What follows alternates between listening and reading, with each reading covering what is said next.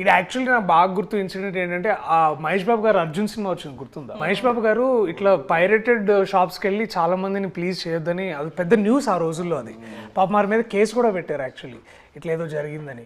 So ఆ time నుంచి నేను కూడా తెలుసుకున్నాను, అంటే దట్ మహేష్ బాబు గారు చేసిన ఆ ఒక్క ఇన్సిడెంట్ వల్ల నాకు నిజంగా నేను ఆలోచించాను. ఎందుకంటే I was huge film lover, కానీ సినిమాలు ఎక్కడ చూడాలి, ఇట్లా సిడీలోనే చూసేవాళ్ళం కదా.